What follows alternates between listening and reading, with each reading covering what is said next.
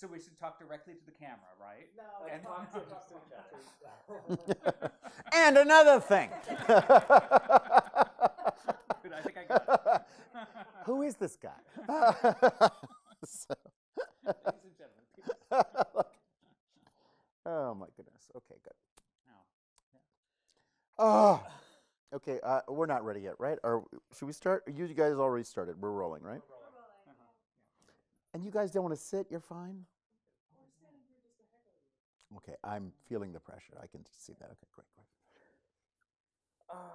well, a piece about remorse and shame and regret. It feels like it just feels like the perfect toe tapper, enjoyable experience for our audience, especially as we're leading up to the presidential election in November. But I guess I have to say right off the bat that Orlando de Lasso is one of the composers that I just revere, because when I sing any one line in a piece like Lagrime, it's perfection. You couldn't imagine. We're under attack from space aliens, but it's fine. Don't worry. It's all going to make this a more memorable interview. Yeah, no, it's perfection, and the thought of the way in which he internalizes the most incredible emotional extremes into a line that is never less than exquisite. You know, there's not this, you know, kind of German expressionist gesture. It's truly the maximum amount of sorrow and pain is in a line that is so beautiful you have to weep. It's just shining with this kind of radiant sense of perfection. And it's about human imperfection, but in a state of musical perfection, which is kind of astounding. Yeah, it's overwhelming, I find, and the way that he combines voices in such a way to have these moments of incredible pungency and pain, and then he lets it go. He releases it, and then one measure later, there's another point where the voices come together, and you can't imagine how he's possibly going to resolve that. And then they go in a way that you never just float. It sun floats into this entire new universe. You know, I just to let people know. I mean,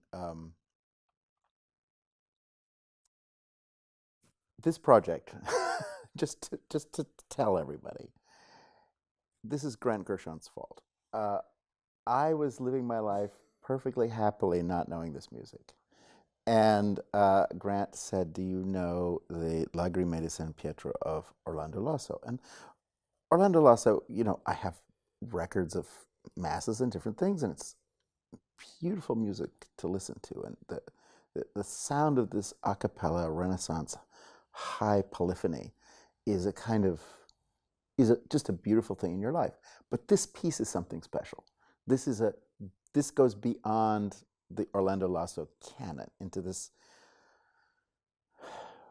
Basically, it's 30 years after the death of Michelangelo, and it's the end of the Renaissance. It's the end of the High Renaissance. It's all over with. This is the last guy left standing, and this is the last thing he writes at the age of 80, 3 months before he dies. And so not only is it last thoughts, but with that Michelangelo thing of looking around and being so disgusted with the world's cowardice. But the way you express that is to then look at yourself and say, these are the following things I don't admire about me. What? And that's what Michelangelo does. Michelangelo is so furious with the world, but even more furious with himself. And he will not let himself off the hook. And so it doesn't come out as vituperation and grumpiness of an irritating old, coot, because in fact, he's reserved his most trenchant critique for his own failures. And that sense of taking responsibility, which obviously is not, doesn't loom large in the election season, what does it mean for all of us to take responsibility? What does it mean for all of us to step forward and recognize where we were not present and where we should have been present? Where we should have said no to something and stopped it instead of kind of let it go on and on and on. Where we should have absolutely said, this does not measure up to the level of integrity we want to live with. And instead we say, oh, that's okay. Yeah, sure, that'll be fine. It's not fine. It's not okay. And we're surrounded by a set of things that are so compromised. What's amazing about Lasso and Michelangelo is the two of them have the artistic chops to put every thought they've ever had in a form that is so potent, so vivid, so nuanced, so detailed, and so utterly, overwhelmingly emotionally concentrated. And you feel what Michelangelo is doing with a piece of marble is what Lasso is doing with these 7-part vocal lines, is all of those layers moving at the same time, and it becomes flesh. You can feel the muscles just suddenly start to move and breathe in the stone. And this sense of this living, breathing organism, which, well, you do the math, it's 7 parts. We have 3 people on a part. It's 21 singers, and there are 21 madrigals. 3 sevens. So, we're dealing with mystical numbers, we're dealing with completion, we're dealing with starting, we're dealing with cosmologies, we're dealing with something that isn't an accidental fragment at the end of somebody's life, but something which is an act of completion. Yeah, absolutely. He clearly knew that this was his final statement, and the fact that he chose to put himself through the ringer like this, I find just really, really moving. And I think that part of the reason why I thought about this piece and thought about a collaboration like this is because I think that there's so much within the music that in most performances that I've heard or been aware of has stayed kind of locked in place and contained within very small parameters. And I think that, and clearly there's so much more there. There's so much more intensity of emotion and complexity of expression, and it feels to me like this is a way to open this piece up, to open the experience up to our audience and to our singers, to all of us that are involved with the piece. It's not an easy place to go. Well, I mean, just musically, for me, it kind of makes the collected works of Elliott Carter, seem like Gilbert and Sullivan. I mean, you kind of can't believe the sheer bar to bar, moment to moment density of, by the time he just takes a single sentence and layers all these possible meanings through it, and there's just more information per 2 to 3 second period than almost any art form you can imagine. And for me the hard thing is it's we might spend our entire rehearsal period and be halfway through the second number. I mean, it's so demanding. It's so rich, and I'm really you know, I'm just scared of it. I'm just completely terrified. At the same time, it's like a very, very old friend who you've been looking at much too long in the mirror and seeing. And a bunch of the things aren't mysterious at all. You get it. You get it completely. There's nothing you don't get about it. So it has this combination of something so familiar, but then transmuted into something so radiant and glorious and private. And when he just decides to say, okay, Jesus looked at me in the eyes, and it was like 1,000 darts were going into my heart. And Lasso actually does that musically. And you feel every one of the darts in your heart as he trades that off across the 21 voices. And not just the initial piercing, but when the subsequent pain flare, and then the ache of the wound that follows. And he's musically made that in 3 pages of music. And you're getting the physical sensation of it, but in fact, all transmuted through the emotional reality of it, which doesn't go away. The physical wound can heal. The emotional wound stays fresh, stays with you a lifetime. And that sense that he's putting it into this musical line that is unending, is infinite. It just has this reach that goes and goes and goes and goes and goes. And so every single event in the piece, I mean, the piece is an hour and some amount of music.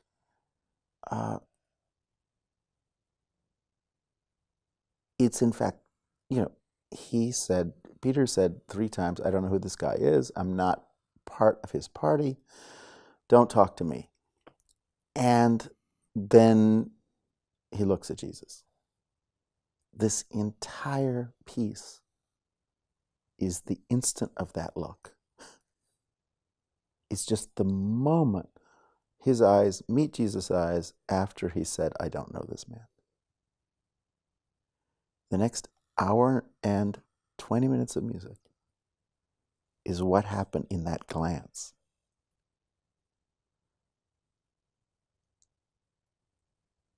"50 years later, as Peter dies as an old man, having founded the Catholic Church, for God's sake, and still feeling hopeless, inadequate, not up to the cast, not deserving of anyone's trust, and not letting himself off the hook.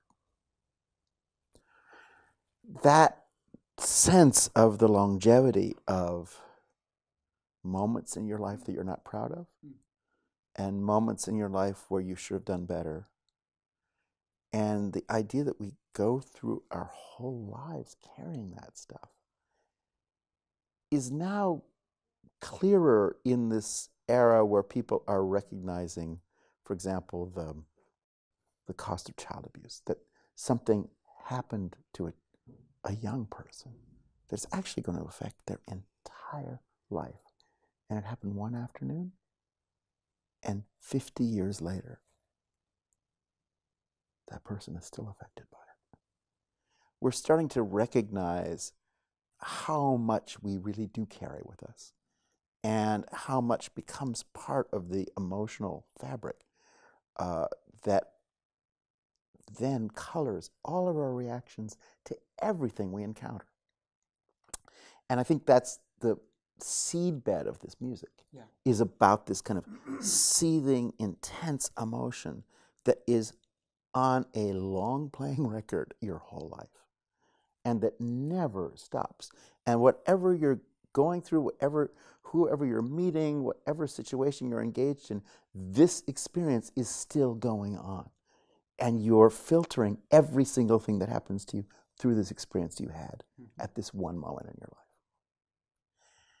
So Lasso has actually created a music that gives you that texture of your ongoing body of thoughts and feelings. And everything is woven into everything.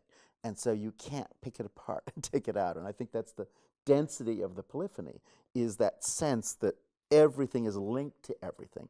And no line by itself tells the story. But you wish you could just isolate a line or have one. In fact, it's all there, the same way your mind works, the same way your emotional, your emotions work, is they're all layered into each other. And that's what forms a human being. I mean, going back and going forward.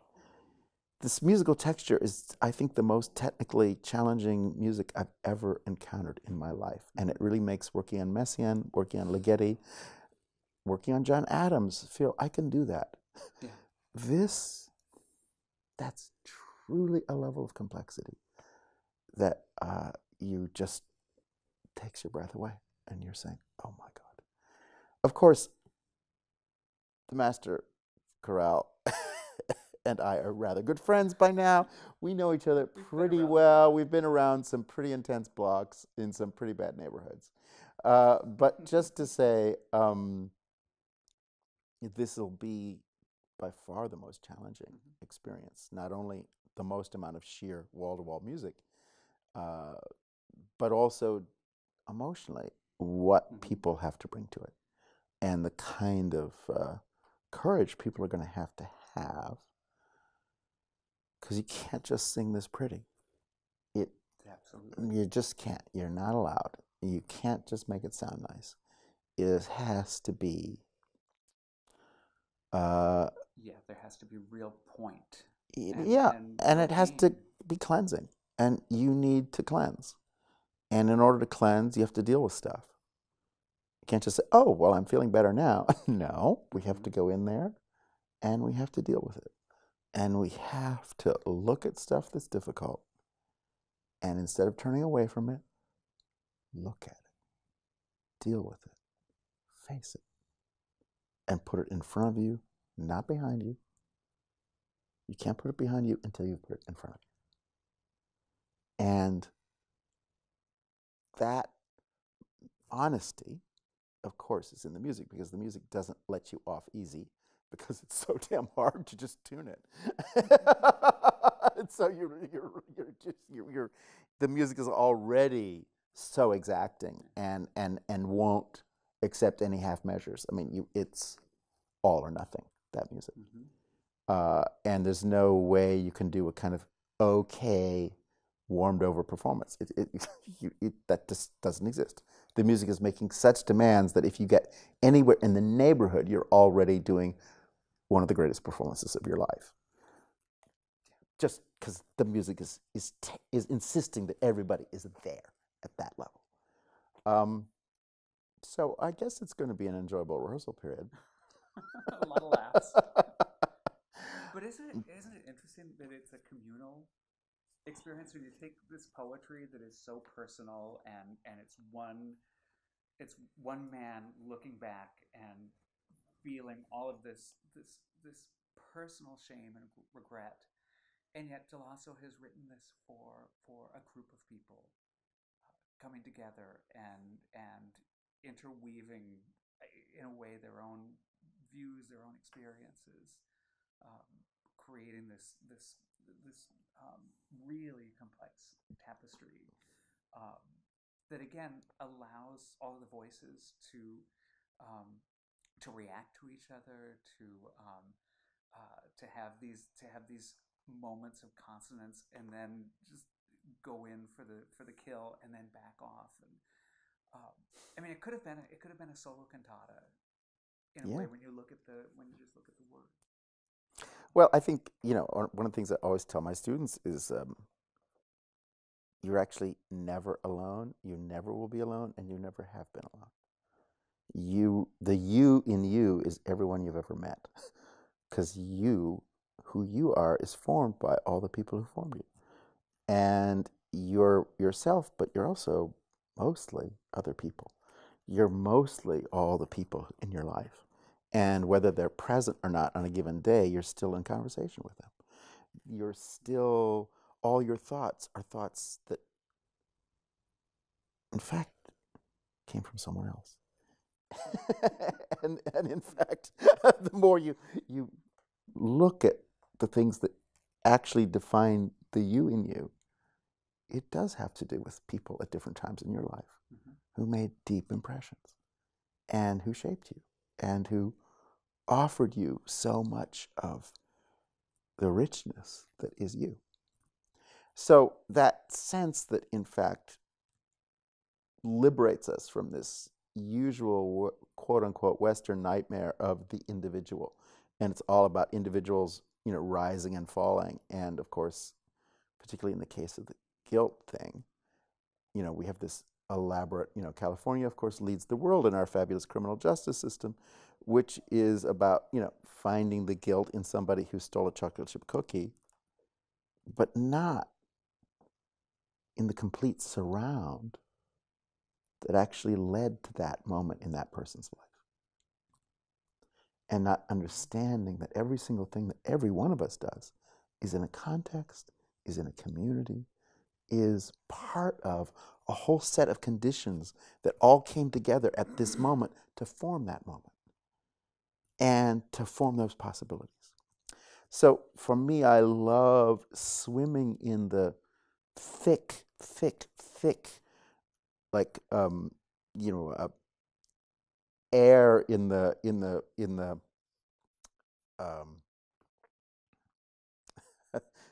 Anza Borrego Desert at like 130 degrees, where the air is super thick. You realize the air itself is like a physical thickness, and air is thick. And that's what this piece is. You just get that the air you're breathing is thick already. Thick with voices, thick with memories, thick with feelings. And I think that watching a community take responsibility for itself and for the individuals within the community, and not just engage in blame of individuals in the community, but recognize that, in fact, we all share a responsibility. All contributed. And whatever is going on is because none of us put in as much as we should have or could have. And that sense that we've arrived at the place we've arrived at together, not separately. Hello. And, in the election season, it's not enough to blame someone. In fact, it's dishonest. It's actually recognizing the shared A, responsibility, but B, chance to fix it.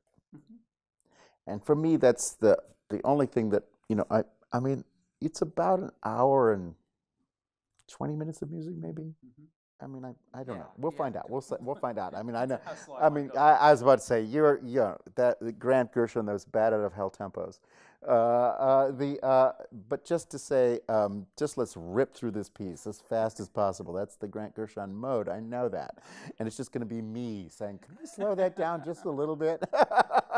Grant saying, "Not on your life," but I'm also kind of want to stage a couple of other episodes in Peter's life, just because, that one moment isn't his whole life. And for me, like, it's very moving that after that, the next time Peter sees Jesus, it's like having fish on the beach for breakfast. Peter trying to fish and not catching anything, and Jesus saying, "By the way, why don't you just put your net on that side of the boat?" Yeah. And then suddenly there being a lot of fish available for breakfast. And then that breakfast meeting where, again, there are three things that happen. You're right, because Because, of course, when Peter denies Jesus, it's 3 times. But the other big 3 times moment happens a week later.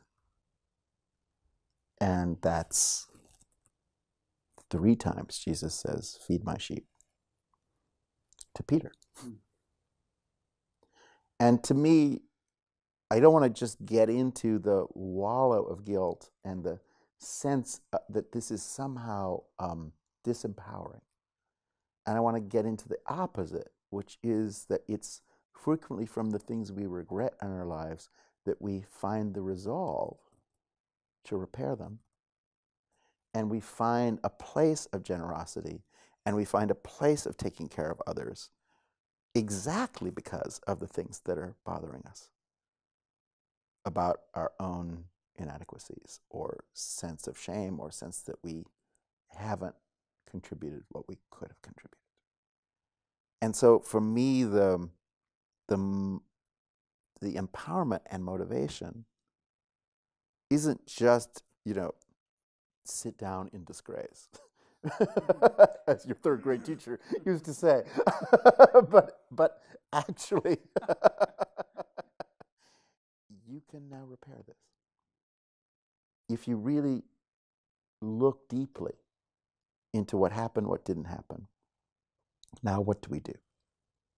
Now how do we take the next step forward? Where does the feed my sheep moment come?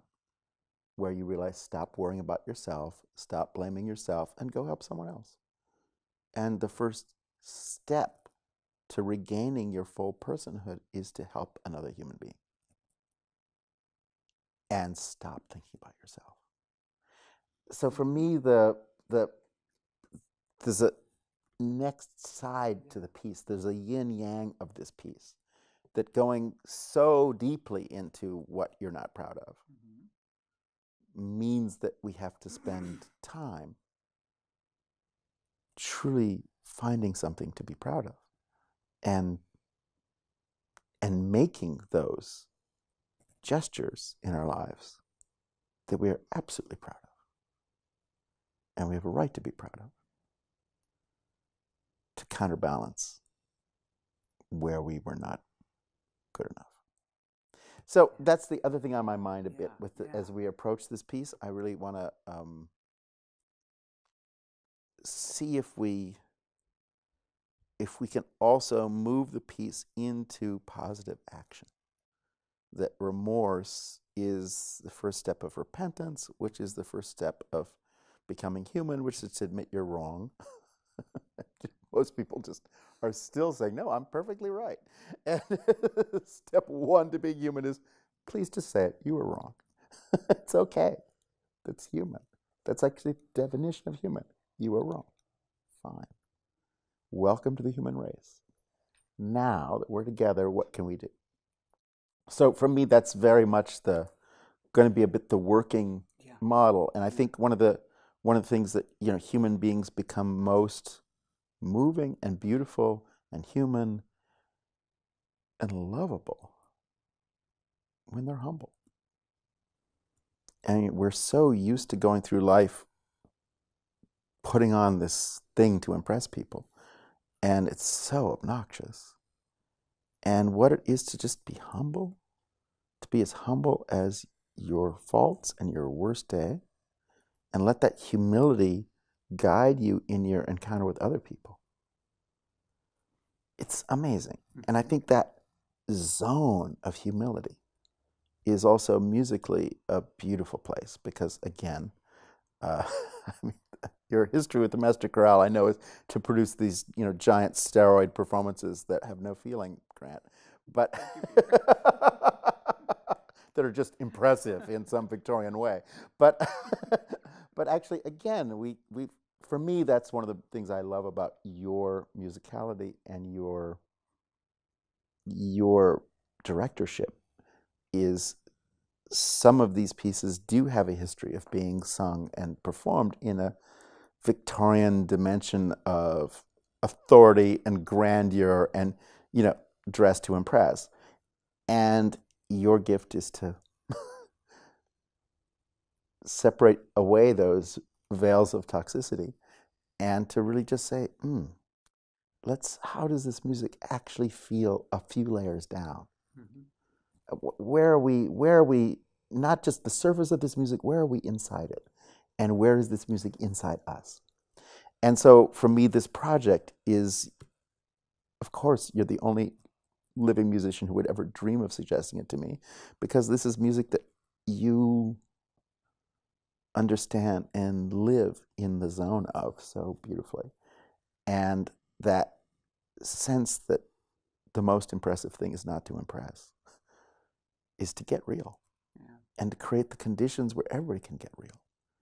And stop trying to impress, and stop amping everything up, and just lift away the stress, lift away the overkill, lift all that stuff away. And let's get the pure line and take away the vibrato, and let's just hear what it really could be in its purest form. Well, our singers are, as you know, I mean, they are really willing to bare their souls and to be honest. Yeah. And I think that's what this piece, that's the most challenging thing about this piece is the sheer level of honesty. And I have to say, I hadn't thought until now about this idea of the point of all of this, feeling all of this regret and remorse and shame, is to take that and to do something and to build something together, and not to just wallow in it for an hour and 20 minutes. Well, I think, it's interesting. Lasso, like Michelangelo, died very unhappily. And clearly this bitterness at the end is unassuageable. But I don't think that's our position. I mean, I recognize it as his position. But I think you also leave something like that very much late Michelangelo, and certainly the last years of Bach and Handel were about making something that no one alive could appreciate. And this is for people who come later. This is not for anybody alive right now. This is a message that you're putting in a bottle, and eventually it will wash up on some shore where someone is thirsty. And here is a bottle of this. And I think that's really, for me, the piece is a message to a later time, rather than a statement of its time. Mm-hmm. At the same time, the other thing that feels so poignant in our lifetime is that in our lifetime we've known, a kind of heady zenith of a society that is spectacular, and that we watch now in our lifetime as it's being dismantled in front of our very eyes. And things are being reduced to primitive levels. The defunding of culture, the sense of something you thought would carry on forever, and guess what? It won't. And suddenly you realize how precious it was. For me, that moment in Lasso's life of realizing the Renaissance is actually over. Hope you enjoyed it. It's finished. Something else is now going to happen in human history. Now, we can't imagine that because we think these high moments are just going to keep going. And in fact, now a whole bunch of things have been rolled back, and we have to make them all over again. A whole bunch of gestures we have to find the meaning in all over again. We can't just say, oh, we made that gesture, because guess what? History went another way. And so we have to find a way to save and reimagine the gestures we treasure, because the world isn't going to do that. And those gestures can't be the same gesture. They have to find a new form, a new meaning, a new context. So for me, it's very poignant, this work that's completely aware that it's the end of a historical period. And, Pierre Boulez leaving the world this year, I think Pierre's generation thought that music was this one long, continuous arc of progress, that you get from, some shepherd playing something into a pipe with a single line, and then the continuous line of music arrives until you get to Pierre Boulez and Réponse. And for me, of course, the thrill is, aside from the fact that composers that you and I love, like the minimalists, just said to Pierre, actually, no, it's not just this arc of increasing grandiosity and complexity. It's actually sometimes something really simple is essential exactly because the world is so complex. The offering needs to find a simplicity that can refresh and that can renew and can bring everything back to first principles and say, wait, what is it we really were meaning? And so we're now in this super interesting period where in our lifetimes we have lived through the beginnings and endings of entire epochs in the history of art and in the history of politics with reversals that are so astounding. You just can't, nothing that we thought when we were younger has happened at all. So for me, I find this piece very poignant in that it's the end of something. And as always, in life, life and death is, a death is the beginning of something also. It's not just the end of something. And so I'm very interested in how we can take this piece as a beginning, as something that clarifies, purifies, and makes ready a new era. Amen. Yeah, I keep thinking about the B minor Mass with this piece. I mean, the analogy. Yes, totally. There, the Confiteor, right? Which is probably the last thing that Bach ever wrote, and it's the most complex thing that he ever wrote. I mean, the counterpoint is so intense, and it's about the remission of sin, and again, it's the end of an era, and nobody else was writing music like that anymore. And it's just that to me is really, it's fascinating. 200 years separate, but what's going on inside is just the same. If I could just say, to take the link of that, I think Bach really understood that music was present for us each to help shoulder what most people think they're carrying alone. And to just say, you're actually not carrying that alone. And I'm here to help you with that. And to me, that's the power of the piece, is that it's a community that is going to carry this. That a community is there for you. And you think you can't, your suffering, your shame, your disgrace, your sense that you can't face yourself. So how could you face anyone else? And there are 3 of the 21 numbers that actually say no to life. That say, I want to end my life now. I'm so ashamed of myself. I don't want to live. And Lasso has said that very poignantly because he's 3 months away from his own death. And you feel him calling death to take him. I don't need to stay here longer. At the same time, the form of the piece itself is that just when you want to hide and not look at a single human being ever again, there are 20 other people singing in close harmony with you. Guess what? You are part of the community, and the community is there for you, and your line means nothing without their lines. So come on back in.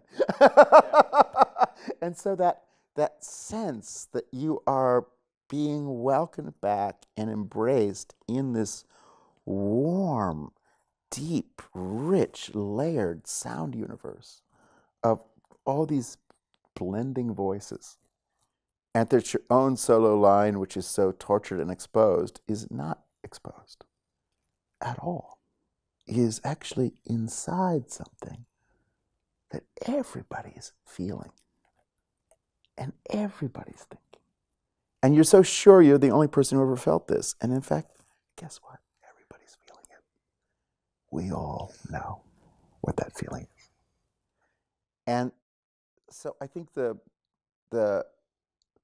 actual form of it is so socially, I won't even say redemptive, but transformative and transfiguring.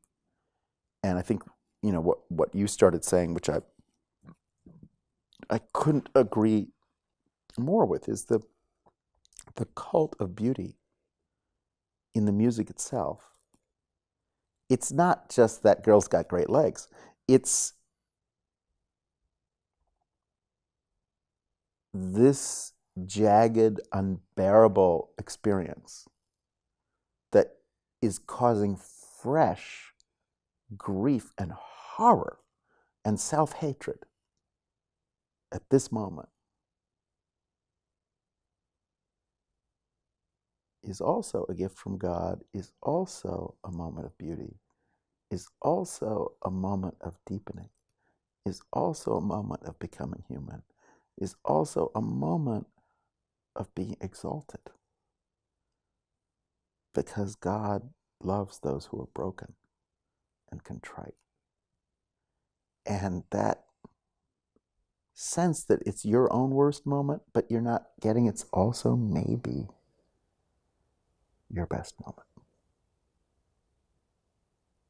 And it's leading you to the path of truth, which a lot of other moments that have a lot less emotion associated with them don't lead there. And weirdly, it's not till things got bad that they could get good. It's not till you went to the really terrible place that actually the beautiful place was in front of you. And so I think for me, it's Lasso is taking these lines that are heartrending and setting them as divine gifts. Is saying the most painful thing in your life is also a divine gift, is also going to have its blessing, is also going to change you, and is changing you in deep and beautiful ways. It's not just disfiguring you, is not just maiming you, is not just ruining you, but is actually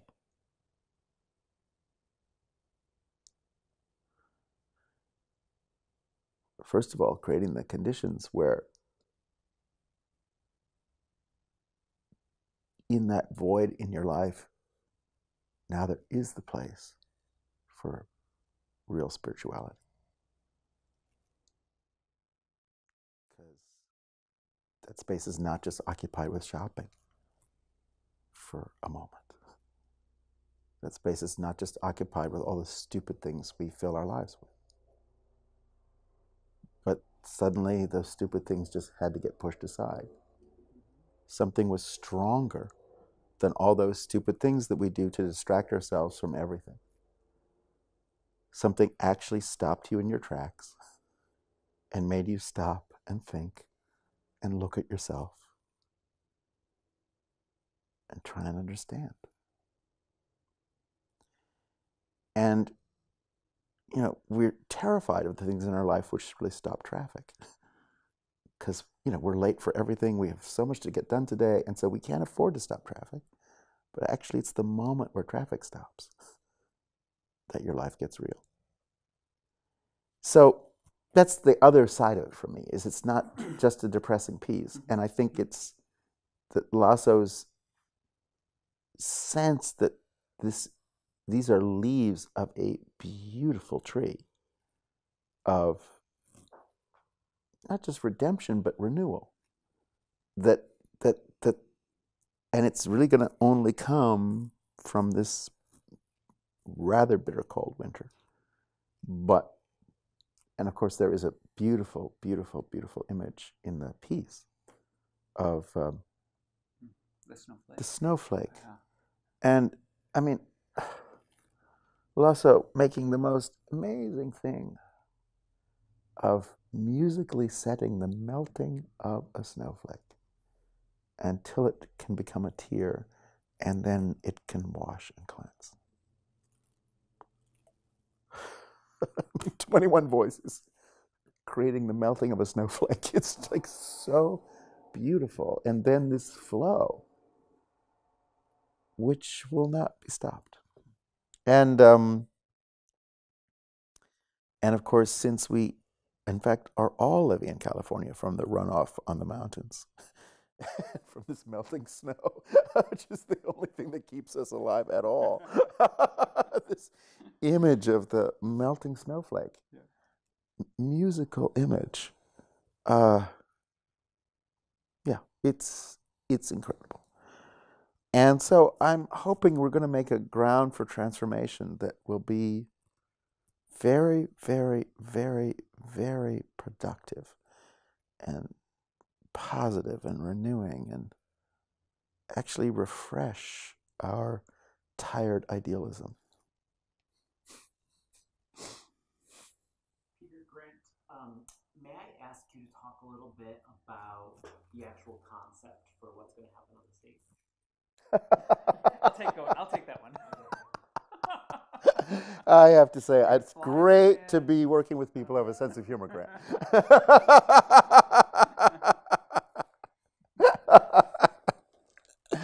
Well, it's basically, I think the Cirque du Soleil people are going to be great. And I think they're very excited. They're very excited. The flaming hoop stuff is really amazing, and landing in that giant pool of water, it's going to be great. But the elevators at Disney Hall, that thing, and when the whole chorus goes 50 feet in the air, like suddenly, Who right? Knew they could move that fast? Right. That's anyway. So all of that's very exciting, and I'm really looking forward to it. Basically, when you get material like this, you just say, okay, this is 90 minutes of rapid fire special effects. And, what else can we throw at this? Car chases, quick light changes, it's all, Now, from my point of view, one of the reasons I love staging material like this is we've arrived at a low point in the history of Western civilization, which is the Hollywood action movie. And the amazing thing is that, massive amounts of money have to be concentrated in 3 studios in order to produce these numbingly idiotic bunch of films that are all identical. Monsters eating each other up or blowing each other up, or etc. The amazing thing is, of everything on earth to talk about, we're arriving at the point where major movies are only able to talk about the same damn thing, which is something that's supposed to interest a 12-year-old boy. I mean, which 12-year-olds you have in mind, that's another story. But anyway, just to say, what I love right now is Amazon is starting to make movies. What I love is there's going to be a possibility that there are going to be other kinds of movies, and that we can actually start to enjoy and talk about a wider range of our experience and have that represented to us. For me, it's unusual to represent these human emotions with this kind of concentration and intensity. So I actually am not going to make something that is about a bunch of distractions, but in fact it's just about pure focus. And there'll be nothing on stage but 21 human beings, plus the conductor, so whatever category, okay, whatever category we choose for the conductor, but and light, because of course everything's about light and dark, and the light you bring into the world and the light that shines in darkness from your own heart. So it's a very I think the staging will be, of course, physical, because people's bodies are very expressive, and I think the vocal writing, what you said earlier, I think is one of the things we can really do. Is when you can see what you're hearing, you start to hear it. And vocal lines that are that intricate, if I literally give everybody the same move on a certain word, and then you can watch what Orlando Lasso has done with that word, and that word keeps appearing in all these amazing forms. And if everybody is, whenever they sing that word, does this move, you can just see the musical structure. And so for me, some of it is just something that simple, is just I can actually see what the word heart means in all 7 vocal lines, and how we arrive at it, what we do when we get there, and how we leave.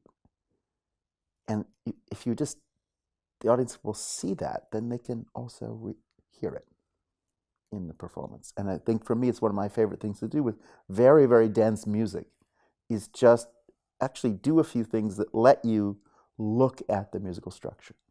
And suddenly something you couldn't discern necessarily by ear becomes really vivid. The other thing, I think just basically because of the nature of the piece, is it's really interesting to have 21 human beings in this close contact. I mean, it's, you know, everyone is part of everyone else. You feel this interlocking, interwoven group of lives. And so I think it will be super, super concentrated in space. And I think in Disney Hall, that will be kind of magical, is to have this cathedral-like space, and then to have this intensely focused and packed group of people who are truly there for each other. And the physical proximity, because the way the lines blend is so, you can't have people flung all over the place. You really have to keep the density for the sound. I think will be a very special experience. I want to be there. I'll buy a ticket to that. Yes, I'm going to get a ticket for my mother. Nice. How is Beth? Is she here? She will come to this, but she just had cataract surgery, which was just wonderful. And, you know, when you depend a lot on reading and you can't really read, it's hard. And now she's back in a great way, in a super, super beautiful way. Yeah. Other questions from the people with humor?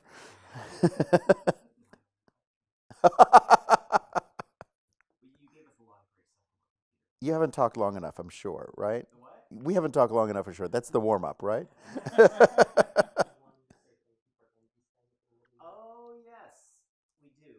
So this year we are taking video snippets all year long to come up with a compilation video at the end of the year to thank all of our patrons and donors and subscribers. And would you be willing to say thank you to the Master Chorale family? Forget it. What? We want to ask everybody to do this that we work with this year to kind of do a really neat video to do on New Year's Eve. Of next year. Of this end of this year. End of this year. Yeah. So is that okay with you? Yes. Do. Okay. I mean, I'm gonna, and you're gonna talk right into the camera for this. Oh my God. Because you're not saying thank you to anyone. All right. Say thank you to the camera. Thank you to the incredible Masterworks Chorale family of donors, supporters. Oh, could I stop you? Master Chorale. Sorry, what did I say? Masterworks. Oh, shit. Oh, sorry. That's not so good. God. Where did the works come from? Where did the works come from? Columbia, right? Columbia Masterworks, is that it? Yeah. Okay.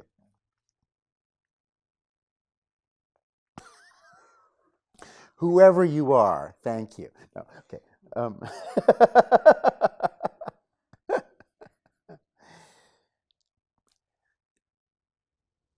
Thank you so deeply, thank you to the Master Chorale family of friends, supporters, incredible donors, beautiful audience members, and glorious musicians for the experiences of our lifetime. Experiences we just will never forget and that are rare and beautiful opportunities. Thank you so much. Thank you. Beautiful. Beautiful. Well, that was great.